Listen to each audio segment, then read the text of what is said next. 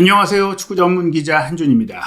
1980년 이후 무려 45년 만에 최악의 성적으로 프리미어리그에서 2부 리그 강등권으로 추락한 토트넘의 악재가 이어지고 있습니다. 아직도 1월 겨울 이적 시장에 선수 보강이 이루어지지 않고 있는 가운데 최근에 그나마 좋은 경기력을 보이고 있던 미드필더 제임스 매디슨 그리고 공격수 히샬리송이 부상자 명단에 오른 것인데요. 호펜하임과의 유로파리그 경기 맹활약 그리고 손흥민 선수와 좋은 호흡을 보였던 매디슨, 레스터 시티전에 복귀 축포를 터뜨렸던 히샬리송의 부상은 공격 라인의 심각한 뎁스 문제를 야기하고 있습니다. 이러한 상황 속에서도 토트넘은 손흥민 선수에 대해서는 끊임없이 기용하면서 혹사에 가깝게 사용할 생각이지만 유망주로 기대하며 영입했던 양민혁 선수에게는 토트넘 1군 데뷔 전에 기회조차 주지 않고 2부 리그 팀으로 임대를 보낼 수 있는 것이 알려져 충격을 주고 있습니다. 대체 어떤 상황인지 영국 현지의 독점 정보 그리고 한준TV가 취재를 통해 확인한 정보를 통해 분석해드리도록 하겠습니다. 먼저 토트넘의 내부 소식에 대해 가장 내밀하게 잘 알고 또 활발하게 공개하고 있는 1티어 정보원으로 잘 알려진 영국 런던에 거주하고 있는 피파 공인 에이전트 기자가 아닙니다. 폴 오키프가 공개한 자신의 소셜미디어 X를 통해 공개한 정보를 보시면 최근 많은 토트넘 팬들이 답답해한 마음을 토로하고 있는 가운데 본인도 토트넘의 팬의 입장으로 정보를 제공하면서 지금 제임스 매디슨이 어떤 상황이냐, 정말 부상이 맞냐, 감독과 언쟁 벌여가지고 못 뛴 거 아니냐, 레스터시티와의 경기에 관중석에서 지켜본 상황을 질문을 했는데요. 그에 대해서 폴 오키프가 영국 현지 시간으로 27일, 우리 시간으로 28일 새벽에 남긴 글을 보면 제임스 매디슨은 his calf, 장딴지, 종아리에 문제가 있다. 근데 이 문제가 정말 큰 부상이 생긴 것인지 근육에 문제가 생긴 건지 단순한 피로로 인한 잠깐의 통증인지를 평가하고 조사하고 있다. 즉 정밀 진단을 해보고 출전 여부를 살피겠지만 중요한 것은 이 호펜하임 원정 이후 레스터와의 경기를 준비하는 과정에서 통증이 발생해서 뛰었다가 자칫 크게 다칠 수 있어서 레스터와의 경기를 빼줬고 그런 가운데 유로파리그 주중 경기인 엘프스보리전은 사실상 쉬게 할 가능성이 매우 높아진 것이고 만약 쉬게 하는 게 아니라 정말 부상이라면 오는 주말에 있을 브렌트포드와의 경기까지도 출전이 불가능해지는 상황이 되는 겁니다. 그 영향은 2월부터 본격적으로 이어질 카라바오컵 4강 2차전, FA컵 32강전, 리버풀 에스턴 빌라전의 전력에도 큰 타격이 될 수 있는데요. 왜냐하면 이미 부상자가 많은 상황에서 뛰는 선수들만 계속 뛰면 그로 인해 이젠 정말 포스테코글루 감독의 고강도 축구 방식을 따라서가 아니라 그저 이 많은 경기를 쉬지 않고 뛰는 것만으로도 부상이 발생하고 또 추운 날씨, 경기가 후반기로 이어지고 있던 이런 일정 피로 누적 이런 것으로 인해 누구든 이제 다칠 수 있게 되는 거예요. 그러면은 히샬리송의 상태는 어떠냐? 부상에서 돌아와서 좋은 경기력을 보였고 레스터전에 골도 넣었다가 본인이 조금 더 뛸 수 있겠다고 얘기를 해서 후반전 10분 더 뛰게 했다가 결국에는 다쳤던 이 히샬리송의 문제는 어떠냐? 폴 오키프는 짧게 얘기했어요. 그로인 사타구니의 부상이 발생했다. 목요일, 영국 시간으로 목요일이고 한국 시간으로는 금요일 새벽이죠. 엘프스보리전은 못 뛰고 역시나 상황에 따라 오는 주말 브렌트포드전도 못 뛸 수 있는 겁니다. 그렇다면 토트넘은 빨리 선수 영입을 해야겠죠. 이미 지난 레스터와의 경기도 이렇게 많은 부상자 선수들의 피로 누적이 발생했음에도 부상 중인 사르를 무리하게 선발 투입을 시켰고 히샬리송도 원래 예정했던 전반전만 뛰게 하고 빼려고 했던 계획보다 더 뛰게 할 정도로 벤치에 기다리고 대기하고 있던 선수들에 대해 믿음이 없는 포스테코글루 감독이잖아요. 그러면 믿고 쓸 수 있는 즉시 전력감을 영입해야 되는데 지금 영국의 스카이 스포츠, 텔레그래프, 디 애슬레틱 수많은 믿을만한 정통한 정보를 갖고 있는 매체와 기자들은 최소한 토트넘이 이번 겨울 이적 시장이 끝나기 전에 한 명의 선수는 영입을 할 것이다. 포스테코글루 감독에 대해서 여전히 많은 부상자가 생긴 것에 대해 동정심을 갖고 있기 때문에 감독 교체라는 극약 처방으로 팀의 반등을 추구할 게 아니라 일단 선수를 영입해주고 그 선수들로 한번 해보고 그래도 안 되면 그 뒤에 이제 감독의 문제를 생각할 정도로 일단 이적 시장이 끝나기 전까지 포스테코글루 감독이 경질될 일은 없다. 즉 유로파리그 엘프스부리전, 오는 주말 프리미어리그 24라운드 브렌트포드전까지는 최소한 포스테코글루 감독이 선수단을 이끌고, 그리고 그 두 경기 열리기 전까지, 늦어도 브렌트포드와의 경기 전까지 한 명은 영입을 한다. 그게 최소한이라고 했으니까 2명, 3명까지도 영입이 될 수는 있을 거예요. 그러면서 폴 오키프는 만약 그들이 이 영입을 추진하고 있는 요한 랭 테크니컬 디렉터, 스콘 먼 최고 축구 책임자가 아무것도 하지 않고 끝난다면 이적 시장의 문이 2월 3일에 닫히니까 2월 4일에 둘 다 해고해야 한다라고까지 말했어요. 어찌됐거나 토트넘이 뭔가를 하고 있다라고 이야기했는데요. 그러한 가운데 몇몇 이름들이 나오고 있고, 그중에 유력하게 나온 이름이 사실 이제 잉글랜드 국적으로서 홈그로운 대상자가 된 선수들이에요. 팀그로운까지는 아니어도 지금 계속해서 어리고 매각 가능성이 있고, 매각할 때 기량에 비해 비싸게 팔 수 있는 잉글랜드 국적 선수들을 굉장히 선호하고 있는 토트넘인데, 타일러 디블링, 저희가 토트넘이 사우스햄튼을 5대0으로 크게 이길 때 분석하면서 소개해드렸고, 경기 후 비하인드 영상에서도 손흥민 선수가 따로 이 디블링과 얘기를 나누면서 우리 팀으로 와, 이런 얘기를 하는 그런 모습을 보였던 선수거든요. 디블링은 2006년생입니다. 만 18세의 어린 나이에도 이미 올 시즌 프리미어리그 사우스햄튼에서 20경기를 뛰면서 2골을 기록할 정도로 빼어난 적응력, 성인 무대에 입증된 선수죠. 이 선수는 왼발을 쓰는 오른쪽 측면 공격수이자 공격형 미드필더, 또 왼발을 정발로 쓰는 왼쪽 윙어까지 가능한 이선 영역을 모두 소화할 수 있고, 178로 키가 나오고 있지만 실제로는 180이 넘어요. 지금 키가 점점 크고 있어서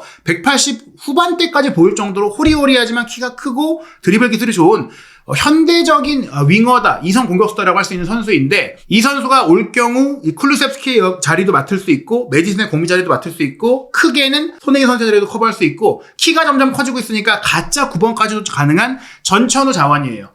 수비 라인에 아치 그레이가 중미, 수미, 센터백, 좌우 풀백이 다 된다면 공격 자리에는 디블링이 그런 역할을 할 수 있는 선수라고 볼 수 있겠죠. 좋은 영입이 될 수 있는데, 문제는 텔레그래프의 맨로 기자가 이 디블링의 영입 협상이 진행되고 있으나 사우스햄튼도 아직 강등된 게 아니고 잔류를 위해 꼭 필요한 선수인 만큼 이 선수를 보내주되 여름 이적 시장에 보내줄 생각이다. 토트넘이 빨리 데려오고자 움직이고 있긴 한데, 시즌 중에 데려오기 위해 돈을 좀 더 쓸 수 있겠지만 사우스햄튼은 그 돈보다 잔류를 위해 꼭 필요한 선수를 지키는 게 좋다 보니까 이 계약이 설사 먼저 이루어진다고 하더라도 같은 프리미어리그 팀들끼리 영입 후 재임대가 불가능해요. 그렇기 때문에 사전 계약 형태, 올 여름에 오는 형태가 될 가능성이 크다. 그래서 디블링이 추진되고 있지만 올 가능성이 적고, 지금 에인절 고메스, 과거 맨유 유스 출신으로 지금 프랑스 가서 좋은 활약을 펼치고 있는 수비라인 멀티 자원 역시 지금 시즌 중에 오는 게 아니라 FA 계약이 올여름에 되기 때문에 그를 통해 데려올 생각이고, 그 외에 올여름에 또 FA가 되는 캐나다 대표 공격수 조너선 데이비드도 데려올 예정인데 좀 더 빨리 데려올 수 있다는 얘기들이 나오고 있긴 합니다. 근데 이제 공격 라인에 히샬리송, 솔랑키가 다 부상이니까 조너선 데이비드를 지금 데려오는 깜짝 발표가 나올 수도 있다라고는 봐요. 그 과정에서 주목할 점이, 유스 출신 공격수인 윌 랭크셔가 1월 이적 시장 기간 중에 잉글랜드 2부 리그 챔피언십 팀으로 임대 협의가 진행되고 있다고 알려지고 있거든요. 그러나 당장 엘프스부리전에는 임대를 못 갈 겁니다. 지금 히샬리송의 부상도 확정이 되다 보니까 엘프스부리전에 손흥민 선수를 원톱으로 쓰고 무어를 왼쪽에 둘 수 있겠지만, 만약 손흥민 선수가 다친다? 그럼 원톱볼 선수가 없어요. 아자이가 있긴 한데, 그래도 아자이는 저희도 본 적이 없잖아요. 그나마 경기를 뛰었던 랭크셔를 뛰게 할 가능성이 크다. 지금 엘프스부리전을 이겨야 그래도 16강 직행을 확정할 수가 있지, 자칫 지기라도 한다면 다른 경기 상황에 따라서 플레이오프를 2월 달에 2경기 더 치러야 되는 상황이 될 경우 가뜩이나 빡빡한 일정 속에 토트넘은 굉장히 힘든 상황에 처하게 되기 때문에, 어찌됐든 이 유로파리그 마지막 홈경기 엘프스부리전에는 가용 가능한 최고 멤버를 내세울 수밖에 없어요. 왜냐하면 몇몇 선수들이 유로파리그 명단에 못 들어가 있기 때문에, 레길론이나 스펜스, 킨스키, 몇몇 선수들이 이 홈그로운, 팀그로운 문제로 유로파리그 명단에 못 들어가 있기 때문에 어쩔 수 없이 로테이션이 또 될 수밖에 없는 상황이거든요. 엘프스부리전에 현재 뛸 수 있는 자원을 보면 왼쪽에 손흥민, 무어, 전방에 랭크셔, 아자이, 오른쪽에 클루셉스키, 바넷인데 클루셉스키가 너무 많이 경기했다 보니까 너무 지쳤단 말이에요. 저는 이 경기 같은 경우에 정말 클루셉스키의 몸 상태가 안 좋으면 브렌트포드전을 위해서 손흥민, 랭크셔, 무어로도 수리톱이 가동될 수 있고 그나마 전반전에 빨리 골을 넣으면 손흥민, 클루셉스키를 쉬게 하면서 무어, 바넷을 뛰게 할 가능성도 있다. 미드필드 라인은 더 심각한데 베리발, 비수마, 벤탄쿠르가 가용 가능한 선수예요. 비수마가 레스터와의 경기 벤치에 있었는데 뛰지 않은 것은 사실 뛸 수 없는데 그냥 벤치 자리 하나만 차지하고 있다라고 봐야 될 것 같고 정말 심각한 상황에서야 진통제 갖고 뛸 상황 정도였다. 근데 이번 경기에 그나마 회복을 한다면 다행이고 그럴 경우 회복을 못할 경우에는 사르나 올루세시가 나와야 됩니다. 사르가 이미 참고 뛰었다가 부상이 덧날 수 있기 때문에 못 나온다면 베리발, 비수마, 벤탄쿠르, 올루세시 정도만 미드필더 자원이고 이번 경기 올루세시가 교체로는 확실히 뛸 가능성이 크다라고 봐야 될 것 같아요. 좌우 풀백은 그레이 포로밖에 없고 센터백 데이비스 드라구신과 유망주 하디밖에 없습니다. 도링턴이 임대를 갔죠. 그리고 골문은 오스틴과 포스터밖에 뛸 수가 없는 상황이에요.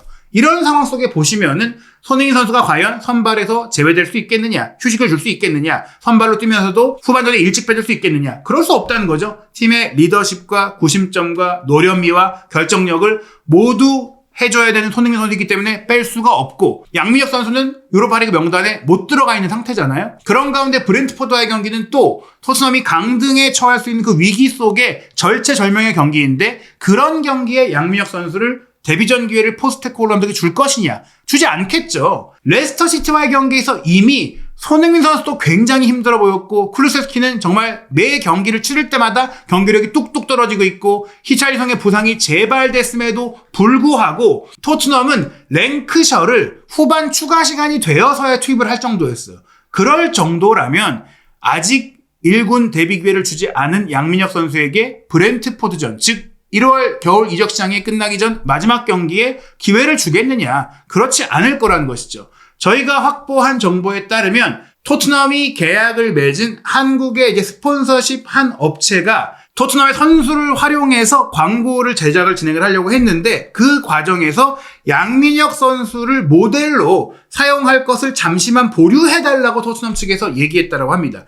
최소한 1월 이적 시장이 끝날 때까지는 보류해달라. 그 얘기는 양민혁 선수가 1월 이적 시장 안에 다른 팀으로 임대를 갈 수도 있고 임대를 가면 일단 소속이 바뀌기 때문에 남은 몇 달 동안 광고 영상과 홍보물이 나갈 텐데 거기에 이제 임대간 선수가 껴있으면 이게 좀 이상하잖아요. 그렇기 때문에 역효과가 날 수가 있기 때문에 그런 일들이 발생을 했고 아직 협의가 진행이 중이지만 양민혁 선수는 잉글랜드 적응 과정에서 프리미어리그 팀으로 가긴 어렵다 보니까 챔피언십 팀, 2부 리그 팀 중에 한 팀으로 임대를 갈 가능성에 대해 논의가 되고 있고 그럴 가능성이 꽤 높다고 설명을 드릴 수가 있겠습니다. 왜냐? 지금 포스테코글루 감독이 현지 적응, 훈련 적응, 전술 적응 시켜보면서 훈련에서 보니까 이 선수 1군에 써도 되겠어. 이런 판단을 했으면 그냥 데려가겠다고 했을 텐데 그런 판단이 안 내려진 거죠. 그리고 오히려 부상 선수들도 또 복귀한다면 솔랑키나 존슨이나 쿠루세스키가 또 괜찮아지고 또 여기에 오드베르도 잠차 돌아오고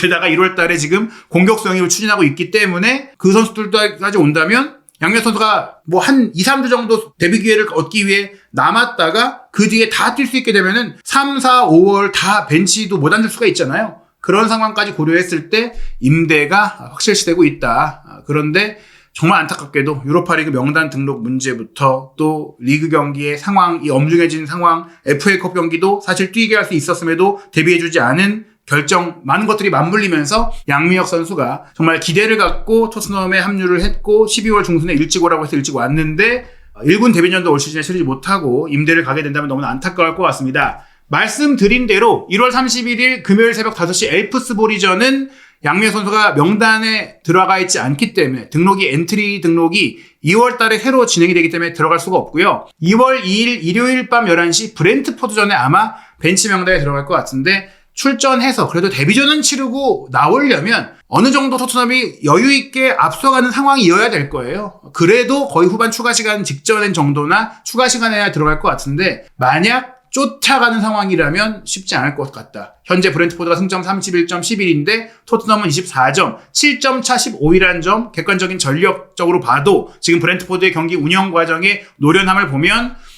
쉽지 않다라고 봐야 될 것 같습니다. 그리고 2월 7일 금요일 새벽 5시 리버풀과 카라바오컵 4강 2차전, 2월 10일 월요일 새벽 2시 35분 에스턴 빌라와 FA컵 4라운드 32강전이 있는데, 만약 이 경기들을 통해 카라바오컵 탈락, FA컵 탈락이 확정될 경우 그때는 정말로 포스테코글루 감독의 경질 결정이 이루어질 수도 있다고 생각이 됩니다. 과연 1월 이적 시장 남은 기간 안에 토트넘이 어떤 선수를 영입하게 될지, 그리고 포스테코글루 감독은 올 시즌을 끝까지 버틸 수 있을지, 손흥민 선수는 호펜하임전에 살아났던 경기력을 다시 보여줄 수 있을지, 한준TV 구독, 좋아요, 알림 설정을 통해 최신 소식, 현지 독점 정보 빠르게 확인하시기 바랍니다.